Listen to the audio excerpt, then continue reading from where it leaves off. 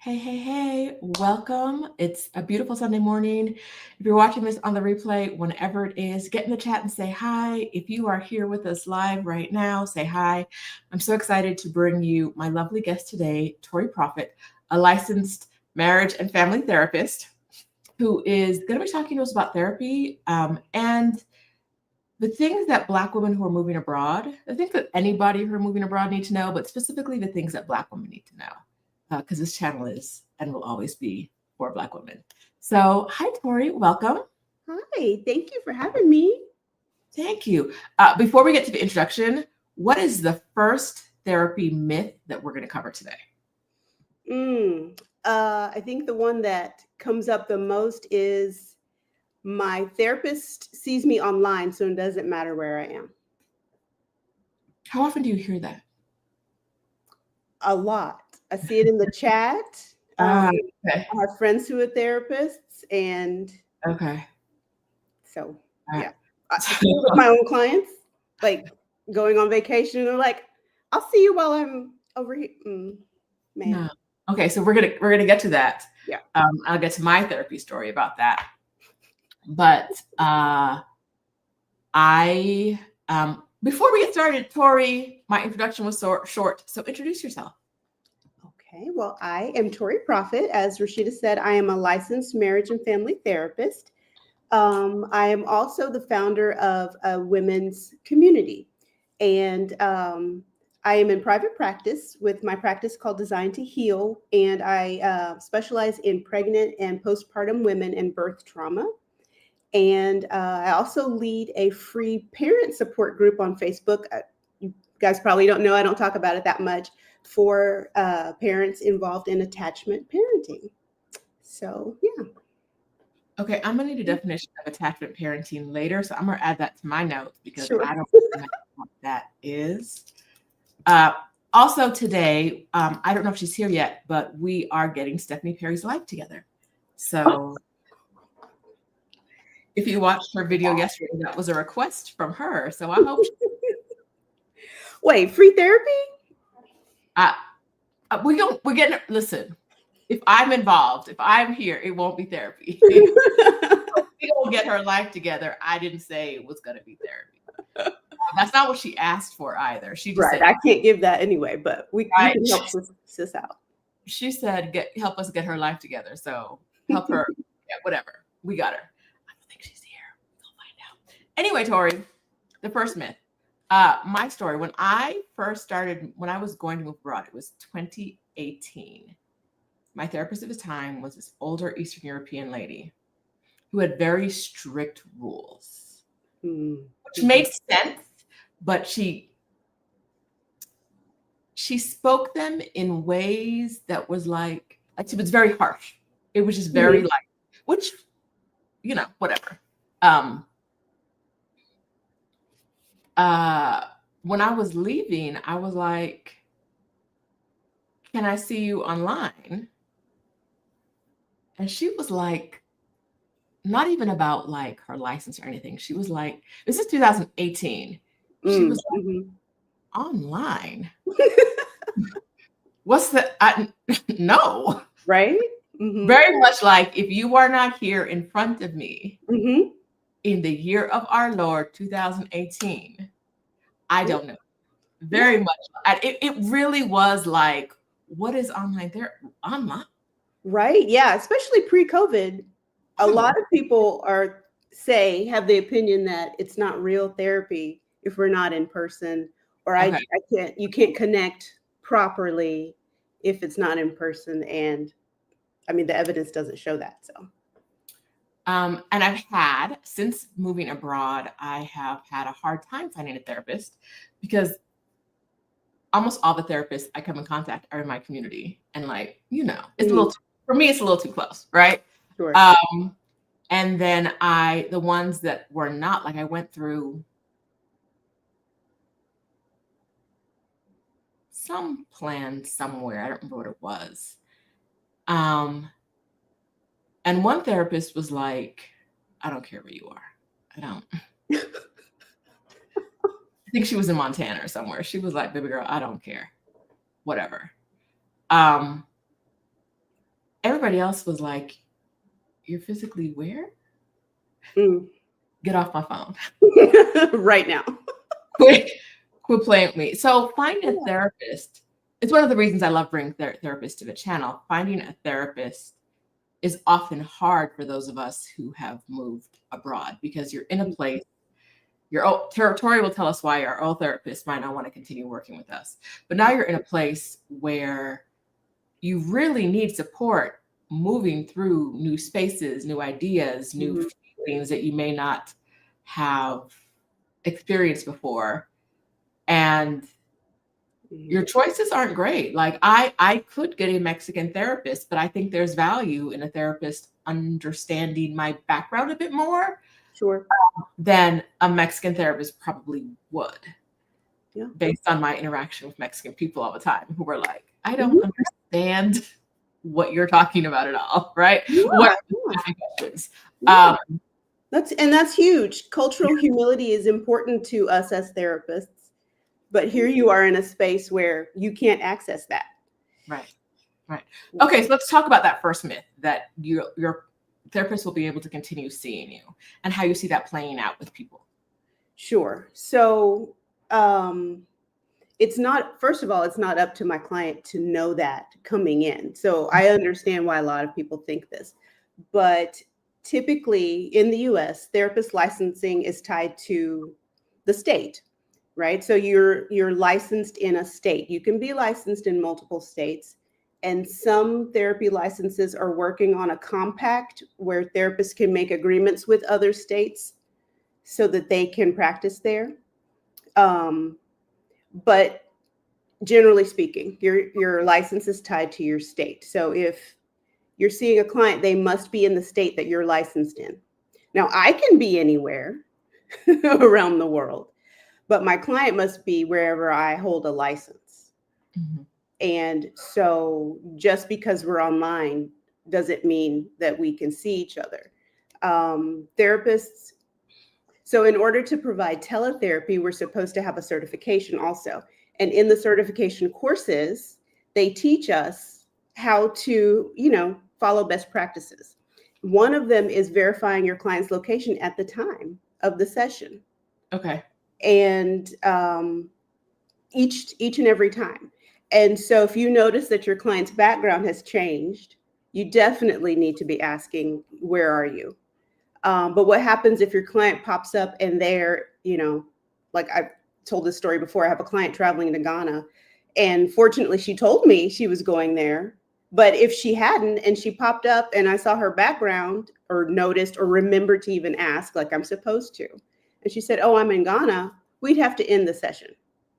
And then what if it was a really hard day for her that day? What if Mhm. she was, in trouble? And that's why I'm saying this could really leave you stranded. So Um, yeah. so when I first started looking at this, one of my ideas was like, I'll just lie to the therapist. And then I was like, but I don't want like being in this relationship with someone that I'm lying to. Like Yeah. I'm lying to my therapist. I want it to be a lie that I need to tell to like look her directly in the eyes, Sure. right? Like, no, I ain't call that man again, right? I want it to be a lie that like has some meat. It just feels like not the greatest Right. foundation to build the relationship on. Exactly. Exactly. And there's also a safety issue because one of the reasons I'm supposed to know your exact location at the time of therapy is if you experience an emergency, Ooh, right? If you have a medical emergency, or if become so dysregulated that you become a harm to yourself or someone else, I need to be able to get you or those other people some help. One, I can't do that if I don't know where you are. And two, it would be really hard for me to do that in another language that I don't speak. mhm. I hadn't thought about that. Look at these rules making sense. Now, most industries have rules that don't make sense. Like you can't talk to her when she's there because there are people over there who could get paid to talk to her, right? This is Mhm, a mhm. Yeah. um okay, I almost forgot.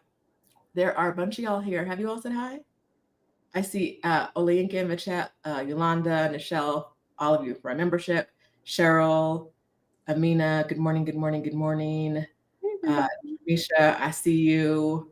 Amy, good morning. 60 plus Black woman expats coming through. Winsome, hi, friends. So glad you're here. So glad you're here because I'm gonna talk about how Tori had to therapize herself this morning, but we're gonna get to that in a minute. We're gonna talk about it a little later. So I'm glad you're here. Tori's glad you're here. Thank you for showing up. Make sure you say hi in the chat. Ask your questions. But let's go. What's myth number 2 that you see from people? Let me check my notes. Oh, Stephanie's here, so we can get on her now. We're going. Let's get to your notes, and then we're going to get there. Okay. Yes, because look, I heard a lot of these in the chat in one of Stephanie's videos. So, ooh, okay. So that was one. Another one was me and my therapist is just going to become my coach now. So we're going to switch from therapy to coaching.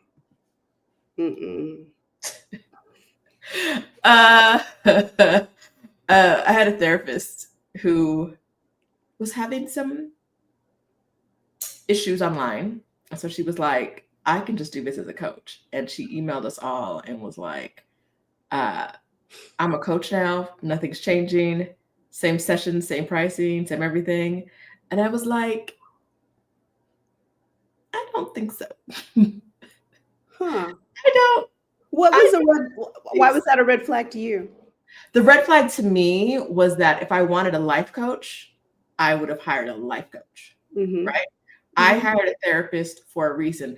And I don't really know the difference, okay. But I know if she's like, I'm putting my license to the side and I'm not, my therapeutic license is no longer part of the transaction. That's not what I pay for. That's not what I signed up for. So I was like same skills. I know you're the same person with the same skills, but the transition from no. Right. Yeah. No, me. Yeah. And good for you for noticing that and recognizing that something had changed in the relationship. The issue with that is dual relationships. Okay. Okay. So I can't be friends with my clients. If they're my therapy clients, I cannot be friends with them. I cannot be their coach. I can use coaching strategies. Okay. But I'm still their therapist. Excuse me. So that's basically the issue there.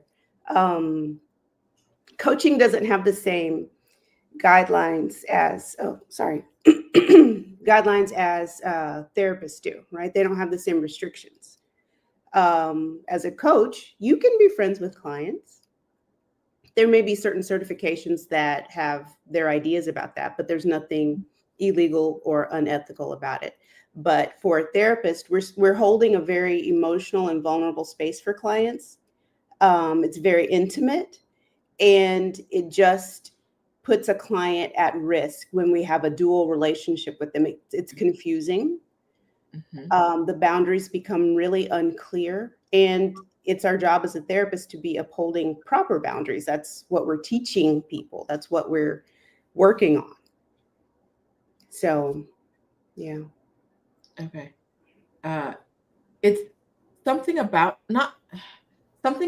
the way the transition. It was also very clear that this was about her, right? And not what was best for you. Yeah. I need my therapy to listen, baby. Yeah. I need my therapy to be about me. So right. That's what it's there for. So I wish her well and never booked again. But I have found it hard to find and keep a therapist. So I found a Black woman who I liked talking to. And then within 3 weeks, she was like, I'm not even worried about that license no more. I'm a life coach now. Oh, yeah. It's hard to find a therapist. It's almost as hard as dating. So I can see how disappointed, how let down you might have been when that happened. Let's talk about strategies for people. Let's talk about Stephanie. We're going to talk about strategies for people who can't find therapists in a minute. But Stephanie says she wants us to get her life together. She said you, but I heard us. I mean, okay. So Where's she at? She here in the chat somewhere. I know she Oh, is. there she. So, Miss Stephanie, what are we working on today?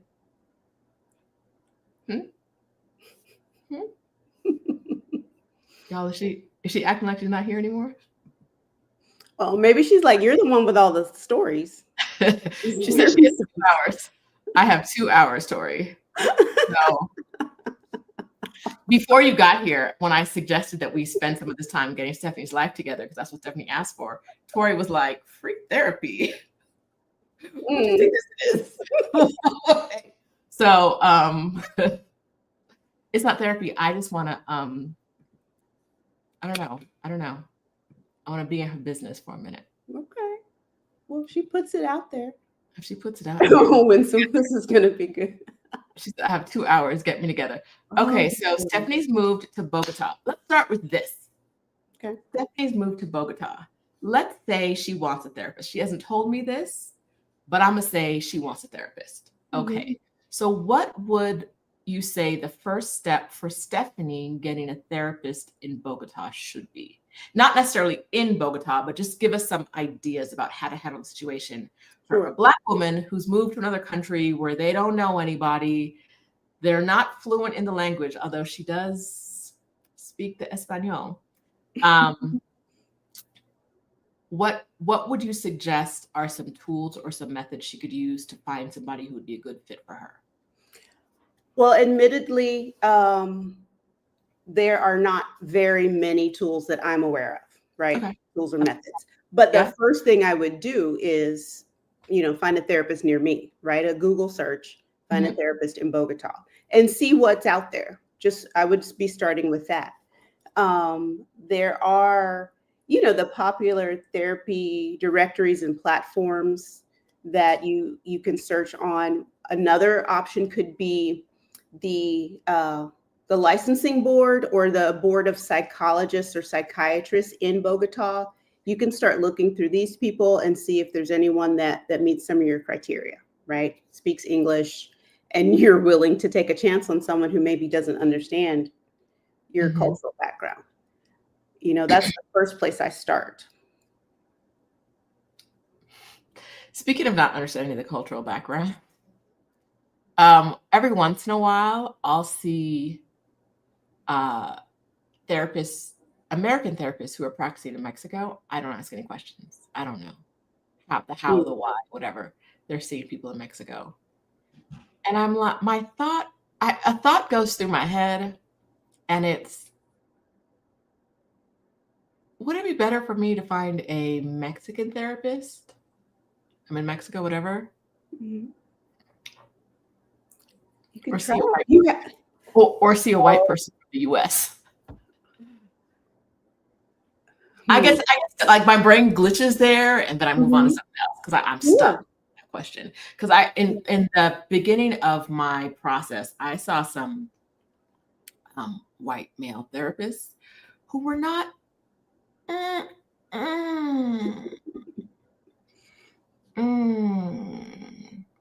Ooh, okay. Look at her asking the good questions. She gonna get it together. Are there any books by therapists I should read if I need to supplement a Colombian therapist with a Black woman with some cultural competency? Oh, that's a really good question. Isn't it? So if the therapist were going to read up. I think if Stephanie's going, what's a book? I guess it would depend on the issue Stephanie wants that she should read. Yes. What's a book she could read? But also, if there's a book, a therapist, we should tell our therapist to read. I'd love that perspective as well. Right. Yeah, that was the first thing I thought of. But yeah, that's a good point. Because often I do have clients that come to me that I don't have a full entire understanding of something they've been through. Say religious trauma. I've had a client come to me with severe religious trauma. Well, they had some resources that they had found, so I read up on them. But if Stephanie's saying books that she should read, you know what? I'm looking at My Grandmother's Hands by Resmaa Menakem. I've heard of that book, has been recommended to me. Yeah. Okay. I think that's a good one. I used to drop Amazon links to the books, but I don't know Amazon anymore, so I'm not going to do that. but I am going to drop a book from, I think it's thebookshop.com. Y'all will tell me if that's wrong. If I can spell it. And we'll drop a link for that because I've heard good things about that. Mm-hmm. About that book. Oh, That is let me say, if anyone signs up on my email list today, I have created a resource in there that we'll talk about later to build your own portable care plan. And it has a list of recommended books in there. There's not links to the books, but there are the titles and the authors. Okay. So first of all, y'all, in 2025, yes, that's what we're doing. In 2025, your first step should be the Libby app. If you're not on the Libby app, y'all are missing out. It's going to connect you to your local library. You're going to be able to borrow the book for no money. But if you like buying books, I'm going to drop a link from bookshop.org in a second. I've heard good things about that book, and I have not read it. Probably, I see one of my therapist friends in the chat. Good to see you here. Hello, therapist friend. Yeah. So, okay. So if Stephanie wants some books, let's see. Let me look at my little book list I made for you guys. You know, you guys had Dr. Mariel Bouquet at one of the Excellent Summits. Her book, Break the Cycle, excellent. I think a lot of people like Your Body Keeps the Score by Bessel van der Kolk. But I think Break the Cycle is a little more accessible. Okay. I think the other one, I don't know. I found it so therapist-y that even I was bored. But I've also heard that it lacks a certain cultural competency. I mean, I wouldn't doubt it. It has its perspective. It has some really good ideas in there, though, for alternative therapies. Okay. So I wouldn't totally dismiss it, but I think Break the Cycle by Mariel Bouquet would be a better first read. Okay, so I'm going to drop this, which I have. And I would give that to your Colombian therapist. If you see a Colombian therapist and they speak English, they can read this book. And I think it's been translated. So let's see. Yes, here we go. First stop is Libby, but if you want to buy the books, bookshop.org, because you can donate books to independent bookstores. So if you can't make your way to an independent bookstore physically and get it, this money you can choose an independent bookstore to donate money to. Yay, and we like that. All right. Any other books you think would be good? A good start? I mean, I think those would be the ones to start with. I have thousands of book recommendations, but the real work is in the doing. Read the books, and then how are you going to implement it? Come up with a plan with your therapist for how to put your learning into practice. That's going to be really important. Y'all keep talking. I'm going to make sure both those books, well, I have Dr. Bouquet's book somewhere, but I'm going to make sure My Grandmother's Hand is on my Libby list. I think it might be. Okay. I don't know. You're probably familiar with Nedra Glover Tawwab. Her book, Set Boundaries, Find Peace. Okay. That's a good general book. But like Break the Cycle and My Grandmother's Hands are very, I think, taking the cultural aspect, if that's what you are wanting to focus on. They're from the Black experience of trauma. Okay. And I think that would be really great to share with a therapist who may not understand yet. Okay. I just borrowed My Grandmother's Hands from the Broward Library before any of y'all could do it. Also, wait, if you're abroad and you don't have a local library, Quinn, I think. Hold up. Y'all, my brain has 1,000 pieces of information swimming around at any one time. But I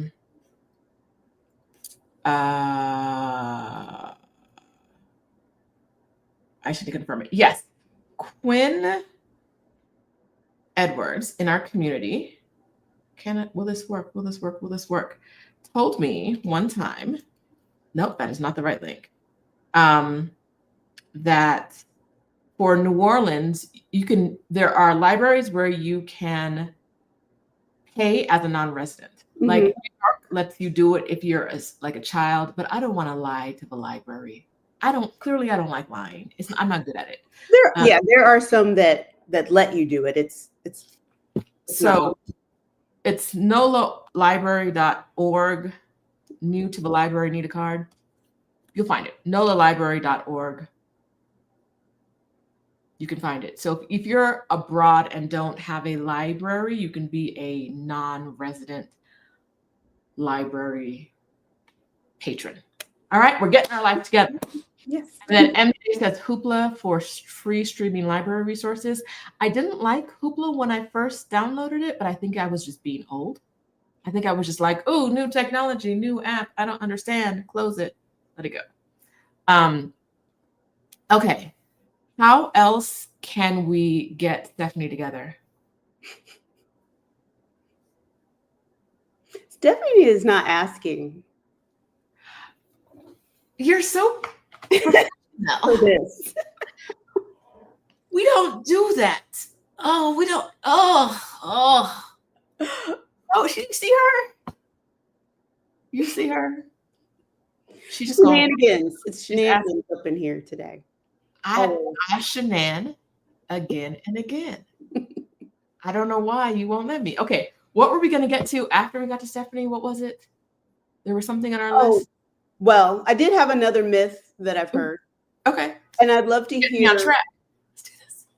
Well, and I'd love to hear from people in the chat too, things that they've heard. They may not know if they're myths or not, but things that they've heard, and we can talk about them. But another one, I actually saw someone write this, was that because their insurance doesn't pay for it, they can see whoever they want, right? And just because you pay privately doesn't override licensing rules. So it's not the insurance company that decides you can only see a therapist in the state where they're licensed. A location base. So like I don't have insurance right now, so I could pay someone in South Dakota to be my person. Right. People think that, and that's not true. Yeah. Yeah. It doesn't matter how you pay. That doesn't override licensing guidelines that we have to follow. Okay. All right. The girls are in the chat getting the books from the library. I love it. I am going to. Oh, you saw that from Lady Serena? Chat GPT. Yep. Y'all saw those movies in the 80s and the 90s where they were like hardwiring things into people's brains. You're inviting them to do that to you. And when I start moving my hand like this, you know I'm upset. You know I'm upset. Stop it. Okay, but from a professional therapist, give us your take. She's right. It's a big no. I mean, have you seen in the news, children who are unaliving themselves based on adults doing it too? Because adults entering into delusional states because they think that the chat really gets them and understands them. And it's giving them good advice. Mm-hmm. Mm-hmm. Yeah.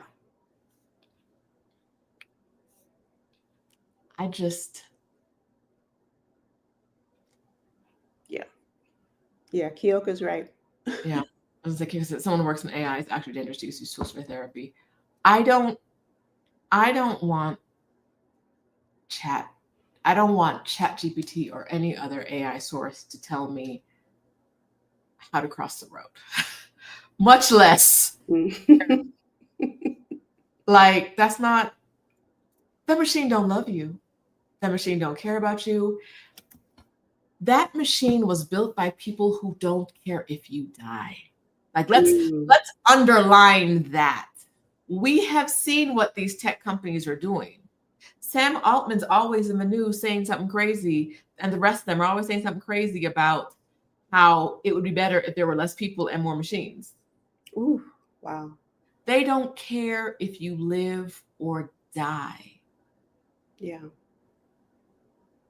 Don't let a machine that does not care if you're alive or not be the one giving you therapy, giving you any kind of life advice, that machine would be happy if you were dead. Well, I mean, the machines can't feel, but I get your point. The people who run the machines do not care. Yeah. They Well, do if not. anyone's used AI for their own business, my experience is just like an echo chamber of my own ideas. Everything I say is great. And I'm like, that was not a great idea. So. No. Okay. Hey, Kim. Amina said my sister can affirm my delusions. Don't need to ask. Yes. Use the tools you have, like the books. And that's what we were going to talk about. When someone doesn't have access immediately to a therapist, what are some tools that can bridge the gaps? Well, first and foremost, intentional community is really important, as you guys always preach, Hold on. I saw some other really good questions in the chat and I was getting distracted. You want to talk about that question? Was it really good? Is that? Your question is over here, and these questions, you're ahead of the of the chat. Yep. Oh. Well, yeah, hold on. Okay, no, you're in charge. Remember, okay, so last night Tori was like, "Are you going to be here with me? Because I don't want to do this by myself." Didn't you say that? And now when I'm with her, she's like, "I'm so sorry. I'm so sorry. I've got this. I've got this. Please." Okay, so take over, Tori. Well, I don't want to take over. It's too late now. I can't highlight the question. But Which Nichelle was saying, which question can I highlight for you? Hold on, let me see. Okay, Nichelle said, "I'd like to know how it helps therapy clients to only be in their home state to get effective therapy." And then there was another question about being in the state. So let me say it again, is when I'm seeing a client, they have to physically be in the state where I'm licensed. I can be licensed in multiple states, but they have to be in the state where I hold a license. One of the reasons for that is this idea that I am aware and knowledgeable about the resources that client has access to, because that's where I'm licensed, right? So I'm licensed in Texas. My clients are in Texas. I am aware of the resources in Texas for emergency support. I know how Texas works with regard to just all the laws around therapy and reporting. And, so I have a knowledge and awareness about my home state, or my state where I'm licensed. And in that regard, that is helpful to a client, for me to be able to point them to resources, or have contacts for them to reach out to if they need other types of support, psychiatrists, medical professionals. I've helped clients find housing, like all those types of things. It would be really hard for me to have that kind of information so broadly around the whole country and across the world, right? So I kind of become a mini expert for where I'm licensed, and my client has access to that information and that knowledge, and that's helpful for them. Now, to go back, to reiterate something that we said before, knowing where my client is and being familiar with that area also means I can dispatch help to them if they experience a medical emergency or become a harm to themselves or someone else. Okay. Right? I know how to call emergency services. I know the address. I know how to read the address. I know I can look at a map and understand things about that area in a different way than if they were in an area that I am wholly, completely unfamiliar with. Right? Not that I'm intimately aware of everything around the state of Texas, but I definitely am more aware of it, right, than I am in another state or country. Okay. It's like this one says, if I'm an expat domiciled in Florida or South Dakota, why couldn't I private pay therapist license in those states. So if they're, and I think someone asked the same question a different way, if they like, my home state is Florida. I've been in Florida all year long, but that's where I don't pay taxes. That's where my driver's license says that's where I get my mail. Mm-hmm. Any bill that comes, that's where the IRS finds me, Florida. Mm-hmm. Right. So if I am in Mexico, you're saying under the rules, I shouldn't, a therapist in Florida is unlikely to want to see me if I'm in Mexico, even though my home state is in Florida. Is that accurate? I mean, ethically, that's what right. we're That's talking the gray area, right? And so ethically, they may be unlikely to want to see you. Some may want to see you. You need to be located in that state at the time of therapy for the reasons I named before: licensing, ethics, safety. Mm-hmm. But yeah, some therapists may cross that line. And if a licensing board found out, if something happened, right, something happened to you during the course of that therapy session, you weren't in Florida, but you're seeing your Florida therapist, and something happened to you, God forbid something happened and it came out, and the licensing board took action against that therapist, then you're out of a therapist now, and you're involved in this kind of situation with a lot of, big feelings attached to it. Mm-hmm. And that's if someone finds out. There are people out there doing their own thing, skirting around these ethical guidelines, and that's your prerogative, but understand what the risks of that might be. You might be left stranded. Ignoring the industry ethics for a second. Mm-hmm. We're going to put those to the side, please. I know it might be hard for you, but put those to the side. Do you know if there are any states that aren't as strict about that licensing criteria as others? Have you heard of that in the industry, that there are states who are like, we don't care where your person is? No. Okay. So it's the same in every state. But I will say, like I said earlier, let's see, I'm an LMFT, licensed marriage and family therapist, but licensed professional counselors is an LPC. That's a different license. There's some other licenses that are working on a compact so that they can have more portability, is what we call it, license portability. Okay. They're working on a compact where they can make an agreement with other states to be able to apply to see clients in those states. And so the reason for that is to make sure that all of the therapists have the same training, same level of training, same, like a common body of knowledge and ethics and things, so that the continuity of care can continue. Now, look, I could get a certificate to practice therapy in Mexico.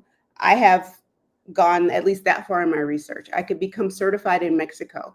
So you could ask your therapist in the States if they're willing to become certified in your country.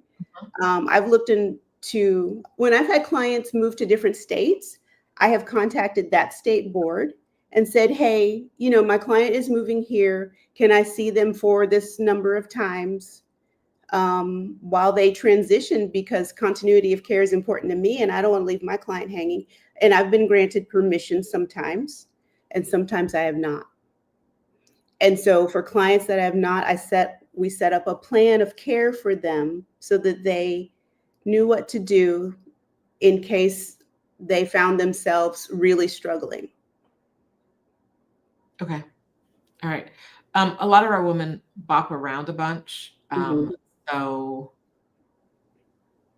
like Yolanda saying she visited Spain 4 times before she moved there, but she still needed a therapist every time she was out of the country. And when she was in the US, Mama ain't had no address for like years. She was just house sitting here and there for years. And so for that kind of person, how do they get continuous care? Right. It's a huge problem. It's a huge gap in care. Now, like I said, things are starting to change. And I think this has really been since post-COVID. People are realizing that we need more flexibility, but we still need to ensure good practice, right? Best practices. So, I mean, for Yolanda, I would say things are moving in that direction for it to be easier. Um, the the compact or being able to practice in other states isn't going to be automatic. So it might be something to request a therapist to do. If you find one that you really like and vibe with, then ask them if they are joining the compact, if they're willing to do that.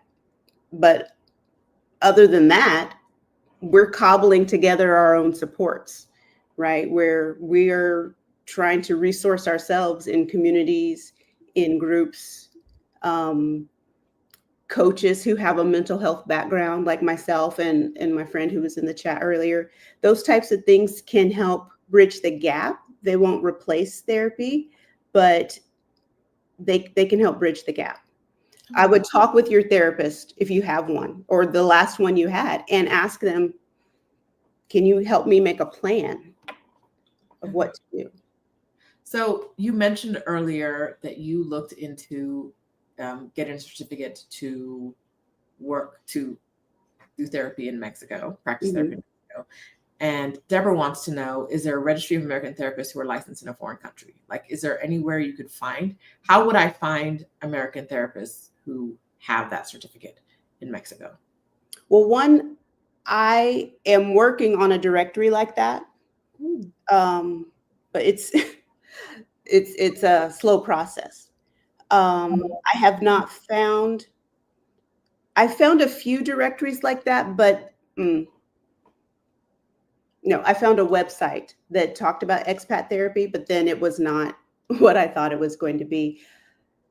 So what I had to do next was go to specific organizations and find their directory. So, for example, some people in the chat might be familiar with EMDR therapy, eye movement desensitization and reprocessing. I am not trained in that, but I'm trained in brain spotting, which is a kind of a similar therapy. And brain spotters are all across the world, and you don't have to be a therapist to know how to do this particular healing modality. And so if you go to brainspotting.com, you can find therapists, you can find mental health therapists, you can find physical therapists, you can find all kinds of healing practitioners who are trained in this particular trauma technique, this trauma healing practice. And so you might have some luck there. So it's really kind of a specialized knowledge, right? Because you wouldn't necessarily know to go to brainspotting.com. You've probably never heard of that before I said it. Right. But now I'm telling you, go to brainspotting.com and there's a directory there and there's people all over the world that do that. Okay, that's helpful. I'm going there now so I don't forget it. Zolani, who hosted my channel 1, 2, 3 weeks ago. What is time? I don't know. Thank you. That was a good one. Is the therapist from the UK, and she just showed up in the comments. Hey, Zolani, she's Black, flourishing, and free. And I saw someone say that they were looking for a therapist in the UK. And then this also answers another question, which I think came from D, which was, do you know if this location, I was going to mention Zolani when I saw this question. Do you know if the location licensing thing is just a US thing or is that the standard in other countries? If I remember correctly from Zolani, she can practice therapy with people outside of her original physical location. People who are outside of. Yes. Yeah. I think I heard her say that too. Yes. So Zolani, if that's true, let us know. If you're accepting new clients, let us know. You should be able to add it to the comments. I think you'll be able to add that because you should know you're on your own. You're on YouTube. Well, definitely go to that episode. It was a really good one. Her link. I saw her links in the. Okay. Yes. Watch if you need a therapist and you're looking for someone. She can practice worldwide. Other UK therapists can practice worldwide. Go back and watch the latest episode, or just go directly to her links and you can see her there. Okay. Let's see. Let me hide this one. I love that. I think when when I was watching her live and she said that, I was like, man, I'm jealous. I'm jealous. Yeah. Zelani says, the challenge is there's not a one size fits all when it comes to therapy, but just let you know that there is a service coming to meet the needs of finding a therapist. Yay. Yay. Yay. More info coming soon. Thank you, Zelani. All right. Okay. So I know someone who's having a mental health crisis while traveling out of their state. Therapists refuse to talk to them. That is so sad. But their therapist license is probably on the line, right? I'm guessing that's why they wouldn't talk to someone. I mean, that's probably not how I would handle it.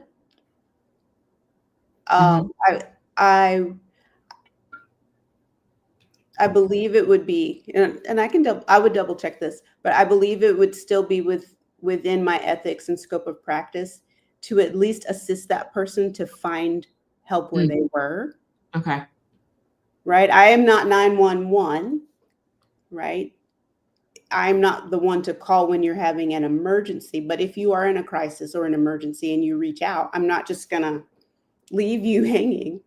Right. I'm going to direct you. I'm going to help you find a resource. Do you know the emergency number where you are? Okay, let's Google this, right? Let's Google what help is available for you where you are. Okay. I wouldn't refuse to talk to someone. Right. Different strokes for different folks, right? Like I was having this conversation. I can't remember what it was about. Was this with you guys last week? No. Get Your Next 3 Clients. We hosted a Get Your Next 3 Clients challenge last week in Exodus ASAP. So my whole life is a blur. I've been talking to people. I have been talking to people online 8 out of the last 8 days. So I'm a little, Anyway, what we were saying is also relevant to therapists, which is that they're just people, right? They're going to make good choices. They're going to make bad choices. You're going to agree with some of the things they do. You're not going to agree with some other things they do. They're going to make mistakes. They're just people, right? Now, they are highly trained people, but they're just people, right? So not everyone's going to do the same thing. All right. There was something. Oh, Danielle Forbes earlier said, it's really important. It's important to really investigate any potential therapist and see if they are a fit. I initially thought I'd have a Black therapist and landed with a Jewish woman who got me all the way together. 10 years. My Eastern European female therapist changed my life in a way at the time, I don't think a Black therapist would have. Wow. Because when so this was 2018, we were deep in the lore of Black excellence, right? That woman said something to me that I have never heard at the time. I've heard it now, but I'd never heard another Black person say about work. She said, can you just instead of trying to do more to prove to like these people keep acting like you don't know what you're doing. Instead of trying to do more to prove to them that you know what you're doing, can you just do less? And I was like, I don't understand. Like, you're saying words that, like, I get all the words, but when you string them together like that, what do you mean? And she was like, what's the least amount of work you can do? She was like, can you do less work and still keep your job? And I was like, yes, I can. Wow. She was like, what's the least amount of work you can do and still keep your job? She was like, make that your goal. Do the least amount of work you can do and to still keep that job. And I was like, wow, mind blown. Mind blown, right? And I was like, wait, is that what y'all doing? Is that what y'all are doing? Sure. Is that what y'all are doing? Because that's not what we talk about, right? See how helpful that is. It was really helpful to have someone, to have her at the time, because she was like, don't do more, just do less. And I was like, is that how we she handed you the keys to the kingdom? Listen, wouldn't be no Exodus Summit if it wasn't for her, whatever her name was, right? Would not have happened. Because she was like, just do less work. Just do the absolute minimum amount of work you need to do. I started checking email for 30 minutes a day.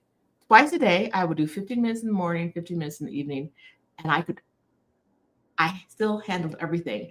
Before that, I was commuting 3 hours a day, being in the office, answering questions 8 Mhm. 8+ hours a day. There was a time where I was expected to be in the office for 12 hours a day, and my commute was at that point 2 hours each way. Wow. I just stopped showing up completely to the office. I stopped showing, and it did not matter. I stopped showing. I didn't. I never went back in that office again. 30 minutes a day, and I was like, I've been stressing, and y'all don't realize the difference between my Yeah. A plus, I want to prove to you, blah blah blah blah blah work, and Wow. my like, y'all still here? Work. Okay. All right. That's crazy. Okay. Thank you. It was like her saying that really was so eye-opening for me.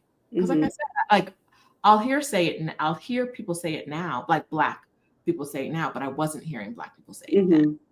And so hearing that from her, I was like, oh, y'all been out here. This explains a lot about my coworkers. Thank you very much. I understand now. Right? I'm understanding what's happening now. Yeah. I've been told I need to work twice as hard because that person's not working at all. Right? They're not doing anything. I got to pick up the slack. Okay, that's what's going on. Thank you. Mhm. Mhm. But she Mhm. wouldn't see you online. No, no. When I said online, she was like, on a computer? She was like, and it wasn't like, and here are some resources for when you leave, because she was the one who helped me decide to take a break and tell me that I was bullshitting when I was like, maybe I don't want, maybe I'll go lit. She was like, you lying to yourself, girl. Okay. But it really was like, no, when you leave the door, you're just gone. Like, bye. Mhm. Figure it out. So there was no transition to anything else. It was just go away. Wow. I was like, oh, okay. But 3 stars, 5 stars for that information. Me now having to figure out this career break on my own and traveling through the Mhm. world. Okay. All right. Yeah. Whatever. Mhm. So, oh, uh, Jalen Thomas is the dancing therapist. I hope I got that right. Who is a therapist moving abroad. And she was researching this as a person in therapy and as a therapist. And she's a therapist who coaches other therapists on adding movement into their client work. Ah, Yes, cool. yes, yes, yes. It's very interesting. If you're in the US, I don't know what state she's in, but if you're in the US, I know she's taking patients. Hit the Googles. I believe it's the dancing therapist. Tell us, Jalen, dancing therapist, right? If so, Oh, they can find you. awesome. Okay. Kat says we still here. It ain't even been an hour, Kat. What are you talking about? How long was this supposed to be? I know, right? Kat, come on. Uh, But not 5 hours. but no. Uh,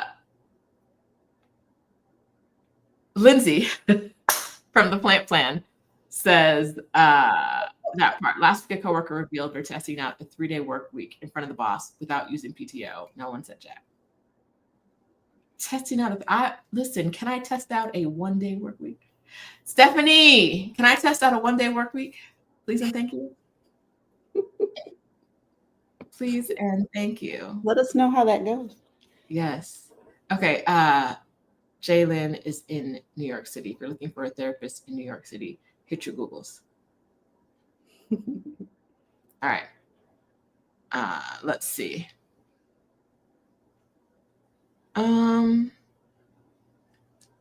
What if you have questions, drop them in the comments. We were talking about, let's back up a second. We're talking about therapy, but you go hard for the Gen X woman. And as a baby Gen Xer, I'm in there. I just made it in. Let's talk about what Gen X women are facing now and what kind of transitions they're looking at, just generally. I know there's Right? Yeah. some variety there, but let's talk about in general. Yeah. So we're the sandwich generation, right? We are taking care of kids or launching young adults, taking care of parents. We are still working, a lot of us still working, still trying to save, not thinking we have enough to retire. You know, it's just all the things. It's taking care of all the people and not quite having the security that we were told we would have around this age and stage, or that we saw older generations have around this age and stage. A lot of us are launching businesses and running businesses. A lot of us have left corporate and are doing our own thing while also trying to manage uh, our older and younger generations that we're caregivers for. So, you know, you run a business, you know, it's like a whole other human that you are nurturing and tending to and raising, and it's just a lot. Mm. Um, I love us Gen Xers because we. I don't know about everybody. It's not the same, I guess, across the board. We're not a monolith, right? But we I grew up pretty not latchkey, so to speak, but being resourceful, right? Being on my own. Parents were like, go play. And I did, and came back when you were hungry, that kind of thing. And so now I think what I'm seeing is one of the challenges with Gen X women is craving community, but also being a little like, I don't have time for that. Maybe I don't have time to cultivate the kind of Mhm. community that I want and need. We don't really have time for BS in that. We want something real, authentic, and we want to get to it. We don't have time to be messing around. So, and that's, I don't know. I love it. I love the spirit. Mhm. We're all also going through perimenopause and menopause right now. So that's a whole thing going on. Make it stop. Ask it to go away. Honestly, like I I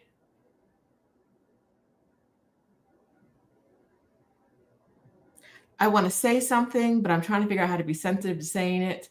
I don't know if there's a way to be sensitive to saying it. And so if you find this insensitive, I'm very, very sorry. Me personally, I have never been pregnant in my life. I feel like I should get a refund on some of this bullshit because my periods are literally like a month ago I was throwing up in the streets, hot flashing. My first hot flash, I was 19, no, 18 for my very first hot flash. I'm still at 46. My period takes me down. So like so close to home. I see home. I can't make it. I'm outside throwing up. I'm Oh, I got to take off my clothes. I used to work at Macy's. I took off all my clothes in a Macy's, all of my clothes. I might have left my drawers on. I don't remember. In a Macy's bathroom once wow. after throwing up behind the counter. Mm. I came back to the counter to work, and my boss was like, "Somebody take her home. I don't care who it is. Just somebody get her out of here." Like truly. And you know, Macy's, this is back in like 97. They were not letting you off. If you were on shift, you were on. I literally cut up my thumb once, and the person was like, "We need you to sign a release," while I was still not a band-aid. I Oh, went looking for a it's band-aid, private in blood. box opener. They were like, "Sign the release with your blood. Like, we're not giving you nothing till you Dang. sign a release." Now, when my boss saw me after a hot flash, she was like, immediately, you need to leave the building and someone else who works here needs to take you home. Right? Like Hmm. that's how bad it was. I feel like I need a because perimenopause is already kicking my butt. So between the terrible periods and now I can't remember nothing.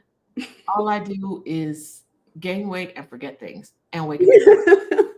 I gain weight, I forget things, I wake up in the middle of the night on a cycle Yeah. over and over. Young people, if you haven't experienced this, I saw someone the other day, someone who's in our community say something like, not that perimenopause, they don't think perimenopause is as bad as we say it is, but they were like, why y'all keep talking about it?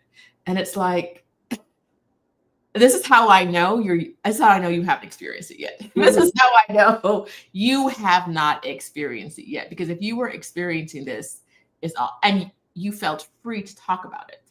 Right.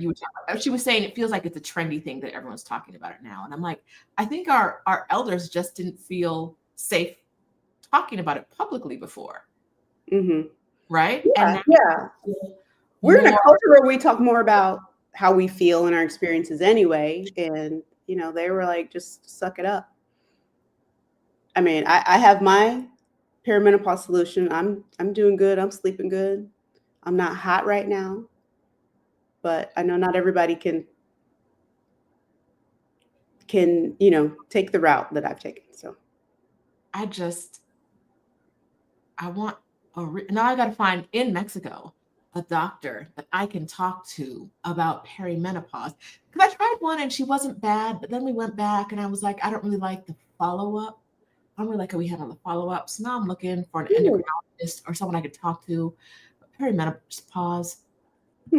Not because I need anything today besides like a fully functional brain. Right? It would be nice. Okay, look, the pause life. Yes. They have a list of clinicians, but probably not in Mexico. I'm aware of it. I have some people I want you to check out, but like I say that and I'm gonna forget it until the next time, right? Like it's a sieve. My brain, you drop it and they just fall through. So the big things stay, the small things gone. Listen, it's a refund me. My menopause journey should be smooth sailing. Smooth sailing. I should have not a single symptom. And I have some menopause books over here, and they talk about, I don't remember exactly the findings, but they talk about how menopause can be different when you've never been pregnant. And I don't remember if it said the symptoms would be more intense or less intense. But there's something. I mean, now I want to go look based on what you said. Dr. O says she has a hysterectomy a decade ago and she's still hot flashing and losing memory. It's not fair. Like, I feel like this is some cruel joke to make us as dumb as men. Like, is that what's happening? Is that what's going on? I know you got a good one, Tori, or whatever, but you know what I'm saying. I know what you're saying. Yeah. I mean, I just encourage everyone to educate themselves on their options. I personally am a big fan of hormone replacement therapy for myself. Mm-hmm. But I know not everyone is comfortable with that option. It has changed my life, and you will have to bury me with my estrogen patch on because I'm not taking it off.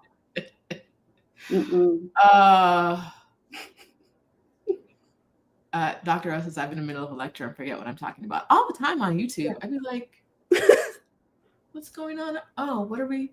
Yeah.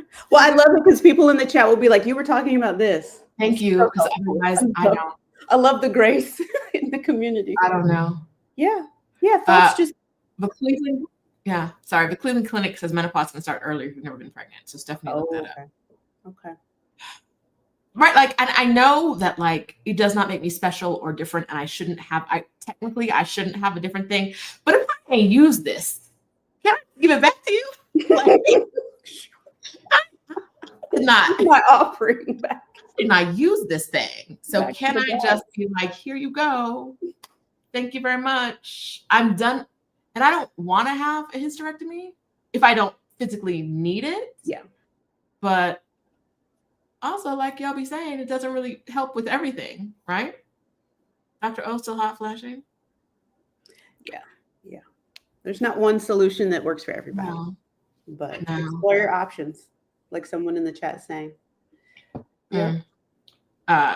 Kat's latest dog sitting host said she thought she was getting Alzheimer's because her memory loss was so bad when she started menopause. Yeah, that's your estrogen receptors in your brain are not getting their estrogen. And so the brain is like, what is going on? Right. All of these symptoms are from the withdrawal from estrogen, progesterone to an extent, and testosterone. Mm-hmm. So your body is withdrawing from having that there. Mm-hmm. Kim says HRT testosterone supplements are her secret cocktail. Thank you, Kim. We need all the help. Because I'm tired.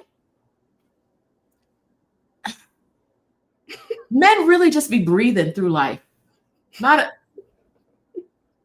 And we have, for why? For why? They have their struggles too, Rashida, but I know we don't need to get into that. Are there HRT options? Here they don't. Well, what'd you say? What are the HRT options in Mexico? Not that you are necessarily into that, but when I went to the last doctor, she was like, "You're not there yet." But I'm waking up in the middle of every night. I don't remember anything. If you want it, I definitely, you're definitely going to have to fight for it.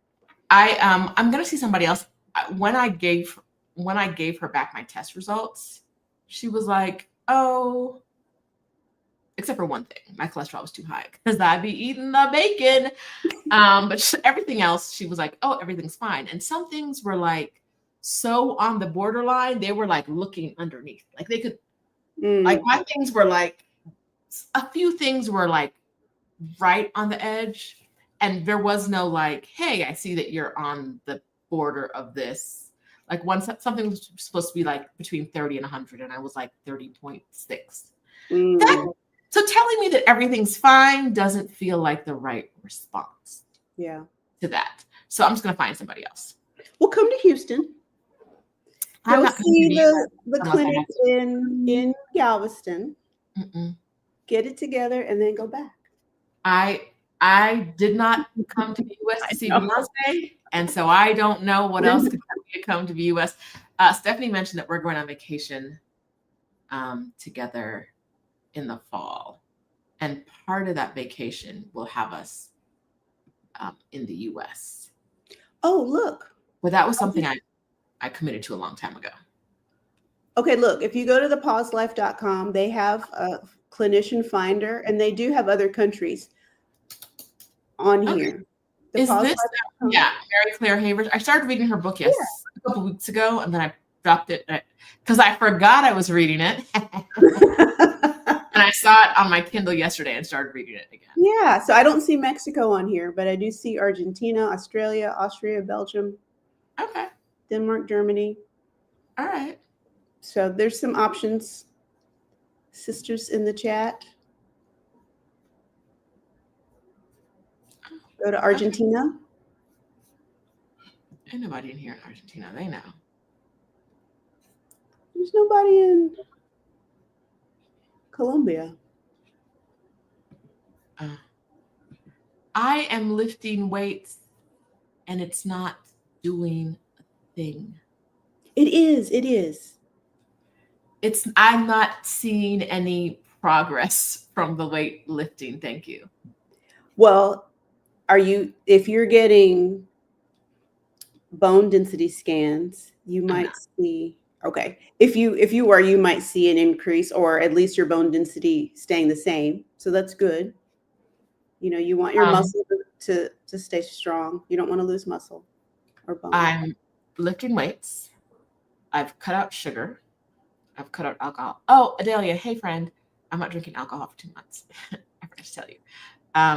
Not that we drink a lot together, but I do love a cocktail. And I've made some other changes to see if it would help. And we'll see. But it's been a little while, and I'm not seeing any changes. Like they said in the chat, those things are definitely healthy and good for you, but they don't replace your estrogen. So, if you want to increase your plant-based estrogen while you're waiting to get your, synthetic hormones or bioidentical hormones, then see if that helps. Soy is one of those things. Didn't they Well, tell us I don't do to soy. avoid? I don't do soy either, which is why I was asking the question. Didn't they tell us a while ago, like years ago, to avoid foods that were like with estrogen in them? I'm not saying that correctly. Yeah, Wasn't phytoestrogens. Phytoestrogens. Yeah, yes. and I definitely, I'm not a nutritionist, so I can't get into all that. But is it just the estrogens, or is it also the pesticides? Like, are there I organic remember soy on conversations about the estrogens, and like there were there? Okay. lists of things, and soy was one of the things I thought. But maybe now is a good time. Before, maybe that was a premenopausal thought, and now that I'm in perimenopause. Yeah, maybe there's new research or new options, or I think that's part of it. I don't want to have to research how to survive. Like, come on. Yeah. Well, the game has changed now, right? So It's rude. It's very rude. Oh, that's what. Okay. The other day, I have a list of things I need to do, and I had a couple of things I need to schedule, like a pedicure, massage, and I thought of something I need to add, and then it left my brain so quickly. I opened my to-do list to write it down. It left my brain so quickly. I have not found it in 3 days. But Santa said dental care, and it was scheduled an appointment with my dentist. Whew. Thank you, Santa, because nothing stays inside. Like a sieve. Yeah. It really is. Nothing stays Yeah. inside. I'm in the middle of conversations and I'm just like, I don't know what I was going to say. But it's not important. I guess. It's not important. Mm-mm. Mm-mm. Okay, so Evelyn's having a good result with a doctor, but even she had to pay out of pocket. What kind of doctor is that? Like, what are they? A perimenopause specialist or an endocrinologist? What are they? Let us know. All right, let's Should we get back on topic? Let's walk away from perimenopause because just for a minute. I mean, but it's a huge part of mental health, right? And yeah, we can walk away from it for a minute. Yeah, it really does. Sometimes I'm like, am I like, Mm-hmm. I have conversations now, and I know there's additional research about perimenopause. I can talk to people who are feeling the same way, but I'm imagining women 50 years ago going through this and just feeling like they were losing their damn mind, just daily. I thought I had a brain tumor. I did. I really did. It's like I have a brain tumor. There's a lump here. What's going on? And then I thought, oh, my AC went out. No, it was just. Have you seen that video of the lady with the smoke coming off her head? Yes. Yeah, it's real. Oh goodness. Okay, so yes, so losing our minds is just related to mental health. Mm-hmm. Let's talk about, because I asked this question earlier, and when you told me it was none of my business, or at least that's how I remember it. I don't speak that way, but go ahead. That's what I remember you saying to me. No. You said, I'm in charge and we do what I want to talk about, is what you said. And what I asked you were, what are ways women can bridge the gap between having a therapist in their home state and their new life, whatever that looks like, whether that's bopping around or moving somewhere where they haven't found a comfortable therapist yet, or what. Can we talk about that? Is it okay if we talk about that now?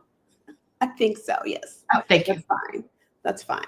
So yeah, how do you take care of your mental health? There's some different things. So one is knowing yourself and when you're struggling, right? What that really looks like. And a few of the things that I made sure to take notes on this because I wanted to be sure that people understood the difference of when you need to access therapy versus coaching versus maybe a consultant. Okay. Right. And so starting with that, you need therapy. You need to seek therapy when your day-to-day functioning is impaired, right? If it's affecting your relationships, your work, your ability to care for yourself, that's a sign that you need to be looking into therapy. For me personally, I would be saying, okay, if your functioning is impaired this way for a couple of weeks, maybe okay. maybe just do some journaling or talk to a friend. But if it's been 6 months, okay, you need to seek out a therapist, and whether they're Black or not, you need to seek out a therapist. Okay. Um, if if you're not if your day-to-day functioning is not impaired, right? You're functioning in most areas of your life, but you're feeling stuck, stalled, or unclear about your next move, then that's a space where coaching can fill. And then, no one's asking about consulting, but that's like expert advice, strategy, systems tailored to a specific area. So people have asked me before, what's the difference between therapy and coaching? And there's a lot of nuance that I won't really get into because there's the potential for big misunderstandings if I go into that. But just suffice it to say, you need to know when you need therapy versus coaching, right? Therapy when day-to-day functioning is impaired, coaching when you're doing well, but you just kind of want to optimize or you're feeling stuck. Okay. Just tell me if that makes sense or if there's any like questions underneath that we need to dig into. I would like to dig into when your functioning is impaired, you're the least likely person to realize, at least for me, that your functioning is impaired. I remember I have never actually said this aloud to anyone before, anywhere. But when I was in Ohio, I remember getting up one day and looking at my white sheets and realizing that I could not remember the last time I washed them, and realizing that was a sign of a bigger issue, right? Mm-hmm. Like, I have a washer and dryer in my home. I'm not so busy. Oh, there's something else going on with me that I haven't been able to recognize. But now that I can tell that these sheets are not white, these white sheets are not white, I can see that, like, I know that for me, this is a sign that something is not okay. Yeah. So what are kind of signposts that people can look for? I know it's going to all be very personalized, but like, what are things that they can be checking in on? Well, that's a wonderful example. Like the things that are important to you, you're not tending to. It can be helpful that you're not in isolation and someone else can reflect back something else that they notice about you. But it might be it might be hygiene related. I mean, that happens a lot, right? If people are just not keeping up with their hygiene the way they normally would, not necessarily like someone else would. You know, everyone has their different hygiene habits. But if you're not keeping up with your hygiene like you normally would, if you are not socializing in a way that is normal for you. Okay. If you're isolating yourself from your friend group, you're not seeing them or talking to them as much as you normally would. Or you're avoiding people, you're avoiding tasks. And it comes down to knowing yourself. And I like to help people build systems that they can use to reflect back on their behaviors, right? Because you get to living life and it's 2 weeks later and then you realize, oh, my white sheets ain't white, right? So if you're working with me or someone like me or in one of my programs, you have a system to be checking in on yourself that way. Okay. But yeah, hygiene, the cleanliness of your environment can be a reflection of your mental state, right? Even if you consider yourself a messy person, if it's messier than it's ever been, and it's been like this for a month, something's going on, and you might need to talk to somebody. Yeah. For me, I made a rule. One of those white male therapists early on told me that I think after like 2 weeks of visits, not more than a month, I don't think, that I just leaned towards depression and I was just going to have to deal with it all my life. Somewhere along the way of like having that in my brain, and like being in a depressive state, I told myself that I had a new rule for myself. I had to get up and shower every day, once a day, shower once a day. I had to eat something once a day. Now I had to make those rules after not doing that. Right? Like Yeah. you don't have to make those rules if you've been doing those things. Right. Not doing that. Yeah. It's like, oh no, this isn't okay. I need to like, and I was like, as long as I do those things, Sure. everything else is fine. Yeah. Yeah. Sleep might be one for people. Maybe when I saw them brown sheets, I was like, that rule is not enough. Like when I add one to the, yeah. And it's not even like a real, like there wasn't it was just like, oh no, you are in a place where you need additional support. But it was pretty much my sign for you are not okay. Like right now, whatever's going on, you are not okay. You need to figure out what the next step is, which is really hard to do once you've realized that you're not okay. If you don't already have a therapist that you're dealing with that you can kind of be honest with, it's hard to get into action, right? To do the next, because you're not in a place where you really have that energy and stuff. Yeah. Do you have advice for people who find themselves with a functioning impaired about taking that next step? So how to make it easier? Yeah. My advice would be to reach out to someone that you trust. Mm-hmm. Anyone that you trust, right? Someone that loves you, that cares for you, and let them know that you need help. I'm struggling and I need some help. Okay. They can reach out and find therapists for you if that's too big a lift for you. But ask someone to help you get out of the hole that you're in.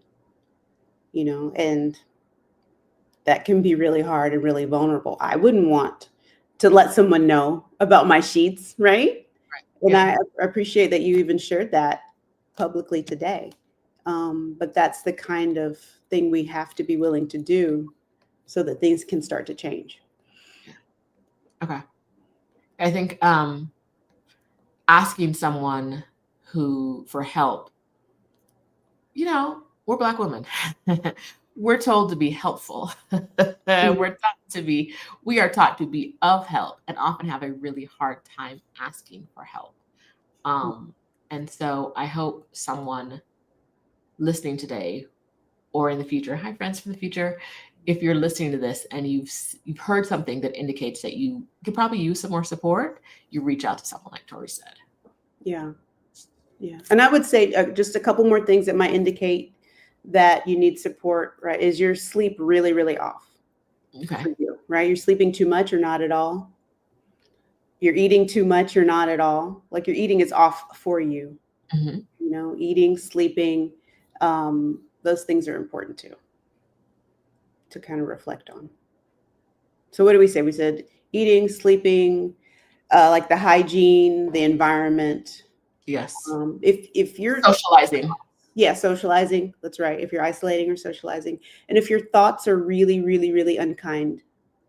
Oh, that's a good one. Not just like regular day unkind. like relentlessly unkind. Yes. Yeah. Okay. Thanks. Now I'm sad. Yeah. It's hard to have people struggling and feeling like they can't get the help they deserve, Mm-hmm. I see you guys in the comments and I really appreciate your transparency, Jackson. I'm so sorry about your dog. I'm very glad you had someone who could help you find a therapist because, like we said, most people, we think we have to do it all ourselves, right? Mm-hmm. And so I'm really proud of you for asking for help. Yeah, me too. Or we gaslight ourselves and think this isn't big enough. Everybody is dealing with something. Let me not bother anybody else. Yes. Well, and what I like to tell my clients is it is a gift to that person to invite them in to be helping you, right? I see it as a gift when someone says, I need you. Mm-hmm. That's the gift of the human experience is I get to be here for someone else. Not that that's my whole existence or I'm being forced into it, but I've been invited in. Mm-hmm. Thank you for letting me help you. Yeah, that's awesome. All right. So before we dig ourselves any deeper in this puddle of sad, which is not what we wanted to do today. Um, bridging the gap. Okay, so we talked about coaching and consulting as ways that can bridge the gap. But you also in the beginning mentioned communities, and you run a community for Black women. Let's talk about that a little bit. Okay. So one of the ladies in the chat really kind of started this fire for me. I don't know if she's still here, but Mimi, I think in Exodus Summit, you guys asked a question one day, what are we not talking about, or what can we help you with? And one person said, what about mental health care abroad? And so I started doing some research and seeing how big the gap was. And I decided, well, maybe I can help with this. Maybe I can help fill it. So I created the Soft Landing Circle, which is a community inside my larger community. And the Soft Landing Circle is an exclusively Black container, a container exclusively for Black women who are navigating life abroad. So either beginning to ask those questions, just landed, or have been, in their new space for a while. We're going to unpack a lot of the stuff that you are, coming in with: the hypervigilance, the perfectionism, the people pleasing, the hyper independence. So it's really a community designed to be supportive and therapeutic without being therapy, but it's a way that I can hold space for everyone that maybe can't be held in one of the regular accountability groups. I think the accountability groups are a wonderful resource for everyone, but if everyone's in the same boat, kind of all struggling together, then somewhere something's going to lapse. And the accountability groups aren't there for, they emotionally support people, right? But that's not their main purpose. They're not a support group. They're not a emotion coaching group. And so I built the Soft Landing Circle to kind of be that space for people to come in. We're going to do 12 weeks together, and hopefully this can be birthed into something that's longer term. I'm hoping that the 12 weeks could be the prototype for a 12-month program, because the support needs to be ongoing, I think, throughout this entire journey. It needs to be there for you all the time, right? There needs to be something that you can access when you need it, not just have to be searching for over and over and over again. So, yeah. Okay. In what other ways can people work with you, be in community with you, absorb more, Tori? Well, let's see. So, the first thing I would say is sign up for my email list. And like I mentioned earlier, there is a free download in there for everyone. It's a worksheet that will help you kind of build your own portable care plan. You can identify your support systems. You can identify daily, weekly anchors, rituals that support you. There's a section in there where you can list out your emergency backups. Okay. And then there's a section in there with a few books that I recommend. So that's the first thing. And so once you're in my email system, you will get more emails about the different things I do. I'm a very, I have a billion ideas. I'm a very creative person. And so I love coming up with things that actually are helpful to people and fulfilling for me. And so if you get on my email list, you'll know about all the different things. Also, my YouTube channel, in preparation for today's session, I uploaded a video last night that has some morning and evening reflection questions. Reflection is one of my core pillars, okay, for maintaining your mental health. You need to slow down long enough to reflect on how you've been moving through the world and see what's there. So I just put up a video last night. You can screenshot the questions and save them. Just setting your intentions in the morning, and in the evening, reflecting. Those are my pillar rituals and routines. So I encourage people to watch that. Do that daily. Answer 2 of the questions every day. It's a short video, but it has a lot of reflection questions in there. I have other meditation videos on my channel. So check those out. Use those as a resource. Um, let's see. Once you're on my email list, you can also book maybe a consultation with me if you have questions about just what you should do. Right? You can book a consultation or a discovery call. Right? If you don't know what you want or don't know what you need, let's talk about it. Right? If you just want to talk about what your options might be in the country you're going to, we can sit and have a brainstorm session together, and I can do some Googling, you can do some Googling, I can provide some professional insight to maybe some of the people that you found that you might want to work with. I can go back to my network of TheraBuddies, so I call them my therapist friends, and find out information for you. I'm here as a resource. So you can use any of the links that Rashida has in the description box to get in touch with me. I have a therapy practice in Texas. And so if you are in Texas, then we can talk about pursuing therapy together. However, if you do, know that you are not eligible to be in any one of my communities. And so I've had people that contact me and we talk about which one would be a better fit for them. And some people have decided, okay, well, I don't need the community right now. I will have you as my therapist. And so, if I see any clients in the chat, I don't ever call them out. I don't do that. So those are some different ways. Like I said, I want to stress, if you don't know what you need, it's okay to ask. I'm here. If you see me in the WhatsApp groups and you want to ask me a question about what you need, I'll answer you, or we can set up a time to talk. So, okay. Yeah. So subscribe to Tori's channel now so you can get on, because Tori's going to upload more videos. When the energy and the alignment hits, then I will. I show up here every Sunday ish. I admire that. Tori talking about energy and alignment. Look, I can't. Okay. I can't do that. But you know what I can do? Can't either, but I'm here. I can show up in the soft landing circle every week for 12 weeks. Okay. And I can do that. That closes for enrollment when? August 16th is the last day that people can sign up for that. We're going to get started in September. I have some ladies who are like ready to go. Ready. So we need to fill up the group. But that's a container I created to hold you guys, but it also holds my energy. I don't have a lot of energy for a lot of things. I understand. So, and I admire you and Stephanie's consistency. It's like, but then I show up every Saturday and Sunday to watch you guys. No, but that's not a big lift for me.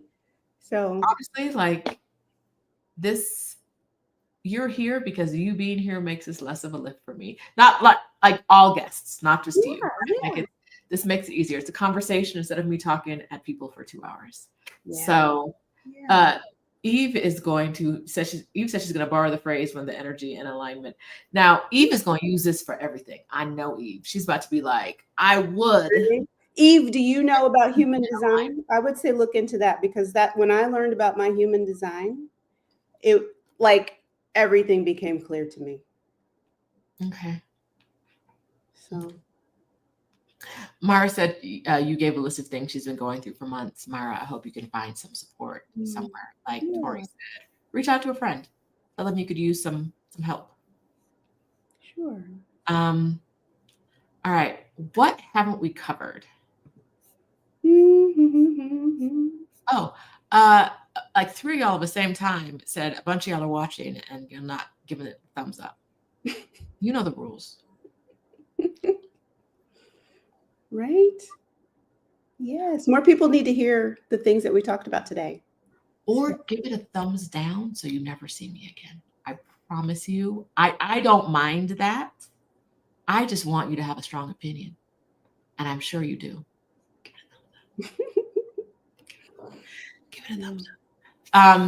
Tori, did we have any more myths that we haven't covered? Any more notes that we haven't covered of yours? Those are the myths that I've been hearing. I would love to hear if there's more out there. Some of the big We provide online therapy platforms whose name I will not mention, help to perpetuate some of these myths. So just be careful with those platforms because they could leave you stranded. Okay. I never hear good things about those large platforms. Even my last therapist wasn't directly on one of the ones you see advertised, but it was a platform like that. Mm-hmm. I think she said something like, she was not very professional. But I think it was like, they pay us peanuts and they got all these requirements and blah, blah. I was like, oh, ma'am.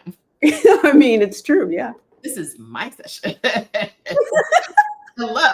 This isn't like a consultation. This is my paid therapy session. And you're complaining to me. Yeah, she said the quiet part out loud. But are there times where for the right person, you would recommend them?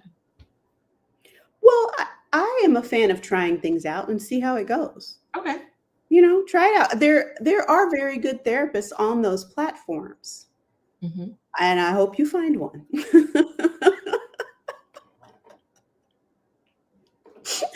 Why you say it like that, girl? Look, I'm gonna keep it real. I mean, I do. I wish you the best. Okay. Don't throw the baby out with the bathwater. It's not all bad. I have heard from therapists that it's not, that it pays peanuts or whatever, but some people need to get their peanuts, right? Yeah. And so I'm glad it's there for them. If you have ethical concerns about the platform, then don't use it. Okay. Yeah, I think that when I was talking to, like I said, she wasn't on one of the big name ones. It was some other. I felt like it was through insurance-ish. I can't remember what it was because I didn't have insurance at the time. Yeah, there are a lot of ones popping up, and they're always trying to recruit me, and I'm like, work for somebody else. No, I'm done with that. You'll pay me what? She pretty much said it like the therapy wasn't worth her time, which as a client did not make me feel good about the experience. Right? That might be true, but you need a friend or even a therapist. But it's not. Yeah, don't say that to you. Right. If I come into a session and tell a client how hard it is for me to listen to their trauma, how is that helpful? It is hard for me to listen to your trauma. I might even cry with you, but I'll take that to my therapist or my husband. Okay, so we've covered your notes. We've covered the myths. Y'all, we've already covered your therapist. Your therapy is not transportable everywhere you go. Right. Right.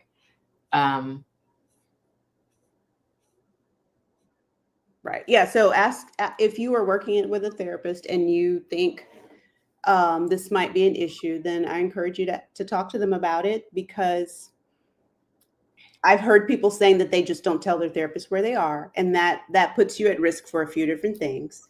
And so I understand the risk of sharing that information, but there are also risks to not sharing that information. And hopefully by sharing it, you can come up with a plan that better supports you than what not sharing it will do. If you're looking for a therapist in Texas, you have Tori's contact information. It's in the description. If you're looking for a therapist anywhere on the globe, I'm dropping the link to Zolani's. She was on my channel a few weeks ago, so you can go see her, see if you resonate with her style. And I'm going to look up Jaylyn because I know. After Jaylyn, what would I be looking for you, beloved? Do we need to talk about this? Because I feel like we might need to talk about this.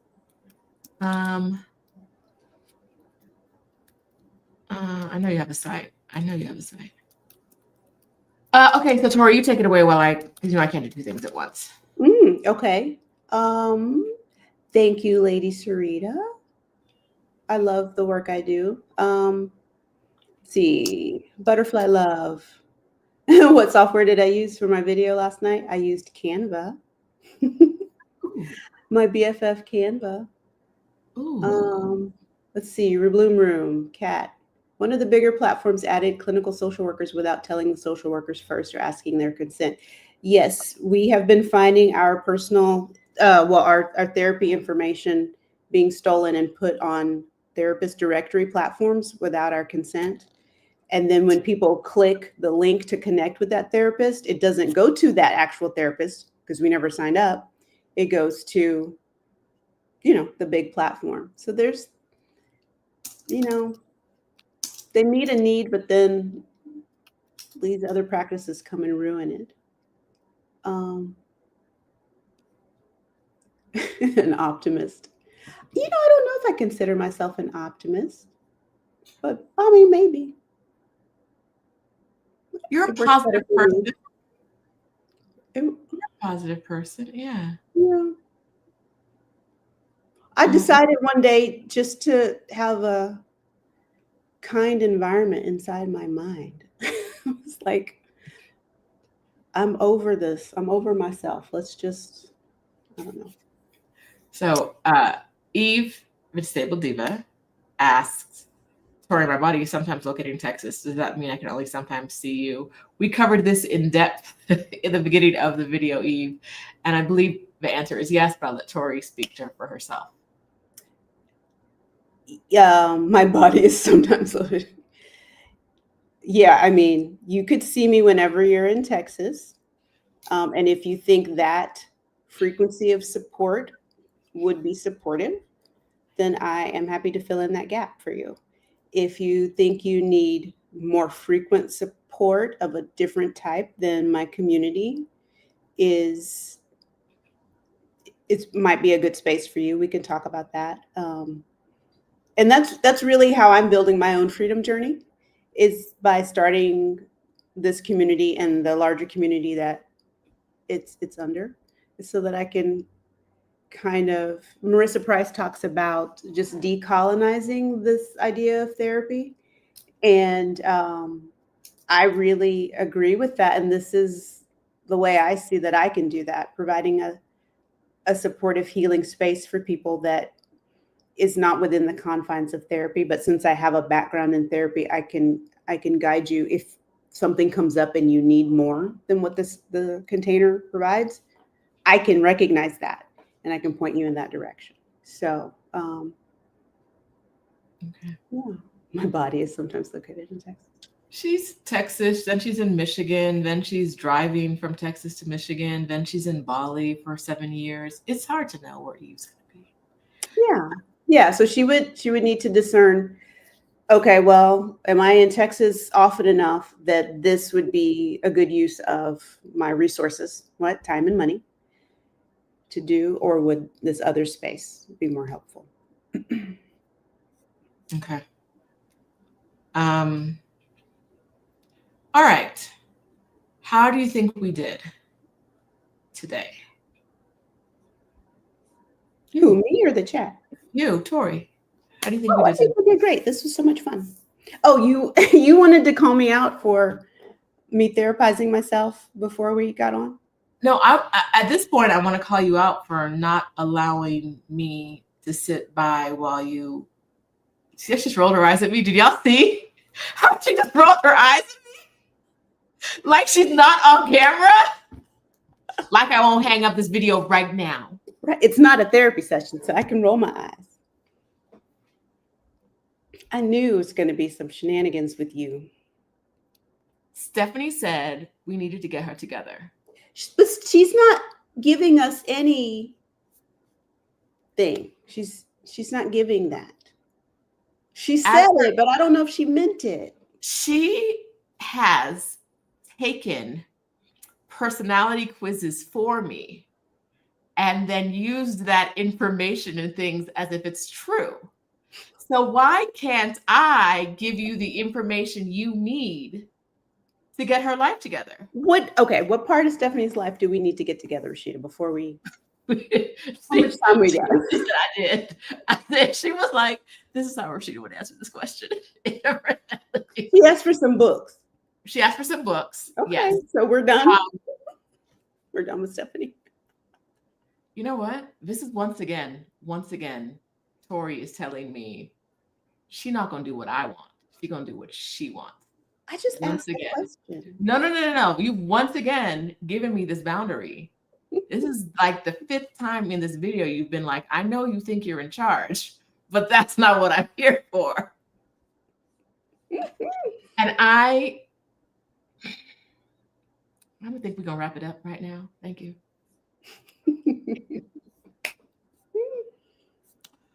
Thank you, everyone. Is there any last thing you'd like to say, Tori, since you in charge around here? Well, thank you for this opportunity. It's been so fun to be here. I enjoy you guys and your community so much, and this has been being part of the community of Black women that you guys have started has been very healing for me personally. So I am happy to be here and happy to, have something to offer. Thank you. You have offered a lot. You really helped. That bit, listen, allowing me space to talk about perimenopause. If you open the door a crack, I'm kicking it open to tell you how terrible she is. Yeah. Because nobody told me, right? Mm-hmm. Them boomers did not tell us what to expect. Look, I have a larger women's community. It's not exclusively Black women, but it is women over 40. We talk about that there. If you would like to come in sometime, Rashida. Ooh, what community is this? It's Next Chapter Collective. Okay. Yeah. Okay. Yeah. I think I have a link for that. Yeah. So it's a larger community. It's a community for creatives, coaches, therapists, healers, visionaries, women over 40 of all races. But I don't allow shenanigans. So it's a safe space. Not those kind of shenanigans. And that's a community, a larger community. And then I created Soft Landing Circle inside there. That's its own little container just for Black women. But if people are interested in the larger community, that's an option as well. Don't blame the boomers. Oh, we're under chemical assault in ways they weren't. We have it worse. Our food, the hormone disruptors in our detergents, air fresheners. Child. Listen, so yesterday Stephanie on her video mentioned candles, that she knew a store where she could get candles.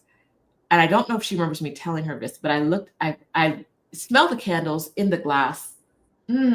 Lovely. Great candle. Not this one. Love it.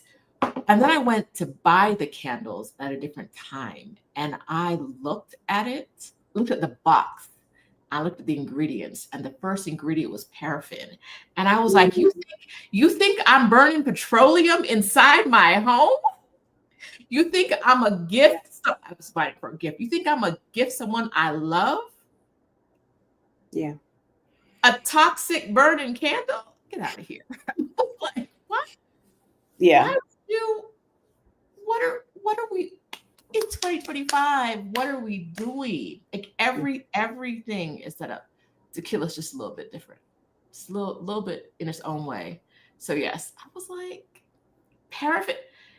Even I walked into Bed Bath & Beyond because Denise wanted to go the other day, picked up a candle, and it was soy. And their candles used to be the worst trash of the worst trash. They have moved to soy. Why is this bespoke, expensive candle company using paraffin? What are y'all? Yeah. I mean, walk into Bed Bath & Beyond and you're just assaulted by the smells. Think about that. Fragrances. Yeah. I said Bed Bath. Did I say Bed Bath & Beyond? It's the other one. one. Bath & Body Works. Bath & Body Works. I don't know what you said. I don't know what I said either. Watch the replay. We'll find out. We're barely surviving. Yes. Yes. Harlan Mine says I eliminated all smell goods and messed with my sinuses in the worst ways. Unscented smells the best. Yeah. The amount of plastic we ingest is wild. It's a conversation for another day, but yeah. Yes. Candles, tea bags, makeup, sunscreen, hair stuff, poison. All of it. All of it. So stop using everything. Live naked on the land. And don't use ChatGPT for therapy. Then people want you dead. Okay, you cannot tell me that in the country of America, the United States of America, they are not actively attempting to kill people. Y'all taking away the health care. Mm. You're taking away the rules around all the factories, all their emissions, taking away everything that could make life livable, taking away all safety rules. Y'all want people to die. I don't get it. Who's gonna keep putting money in your pocket once you kill us all? But they don't. The other day, Stephanie was telling me her conspiracy theory, which we won't talk about today.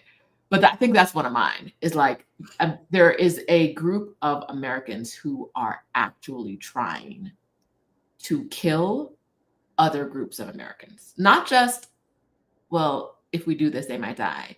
But after taking away, like, people can't wear masks except if they're kidnapping you and taking you to foreign places, all of that.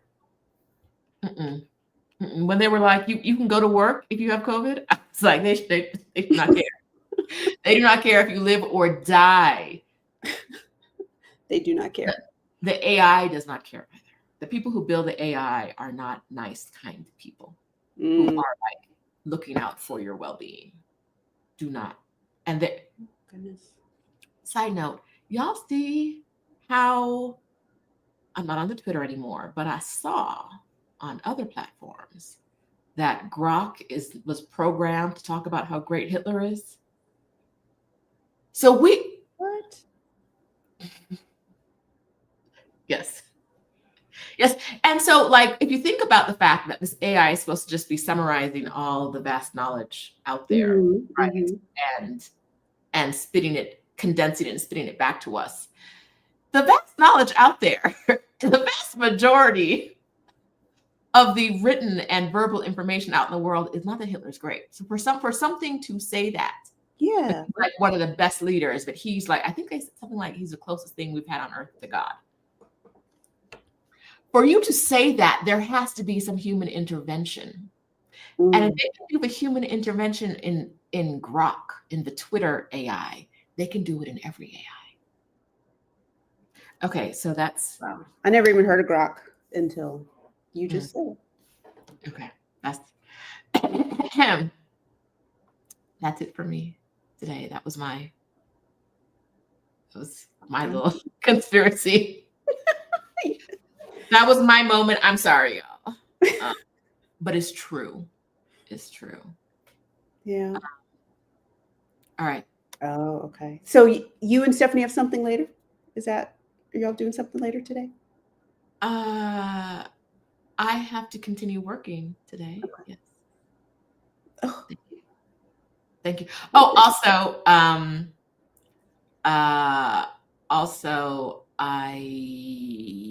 members, I'll send you a note in a minute. We'll do the membership meetup very soon. Very soon. Okay, I think that's it. We have spiraled way where we were supposed to be. Woo. Yes, they're allowing asbestos again. They're like, what's so bad about asbestos? Just say you want us dead. Just say you want us dead. It's fine. It's fine. Like, I know we can't do nothing about that. But anyhow, did you see that man is trying to take away overtime and minimum wage from live-in healthcare workers? He bringing back slaves. What? Bringing back slaves. And so you know that's going to highly impact Black women, Black healthcare workers, right? But also, because there might be a point where Black women are like, this is not worth it to me. They're gonna have some foreign slaves. Just like he was like, what about if the illegal workers were sent to the employees, sent to the farm, and it was were given like they were employers' responsibility. Y'all bringing back slavery. taking away minimum wage from someone who lives in your home. Wow. Woo! I We mean, are maybe a couple months away yeah. from slavery. I don't Right. know. And would you want someone taking care of you that wasn't paid well? Like, oh my gosh. I wouldn't, but No. most people I see. I'm in Mexico City. I'm in these mom groups. Sometimes I see ads, and it's like, I have 3 Oh, kids. I'd like to pay you like $3 an hour to look out for these 3 kids, and they're all under oh, 5. Just say you don't let them kids. Just say you don't give a damn. Just say you don't give a damn about them kids. man. Because why would you offer someone that low of money? $3 an hour to take care of 3 kids, Wow. all under 5? I'm gonna have to drop one in the bathtub and hope it can swim. Because like this one is out here messing with the stove. Like I said, oh, okay. Anyway, yeah, no, they do not care. They want slavery, and that's what's happening. I think we're gonna have a lot of foreign slaves in the US. Wow. Any hoodle. Thank you guys. On that Spider note, got off topic. I hope you gave it a thumbs up. I hope if you were like, she's a little insane, subscribe to Tori's channel and then give this video a thumbs down. Woo! Okay. Okay. Okay. So yeah, nurse and federal here. No overtime, lower overtime available, so nothing to tax. Extra work for staff since hiring is frozen. Let's make our exodus, y'all. I can't even say what I was gonna say.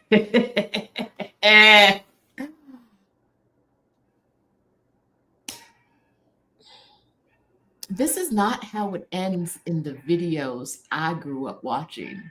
There would be an uprising, right? There would be a rebellion.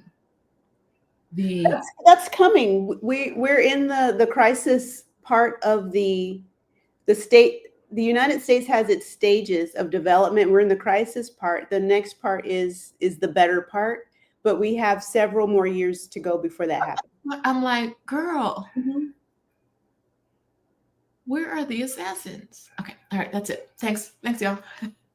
Bye. I didn't say that.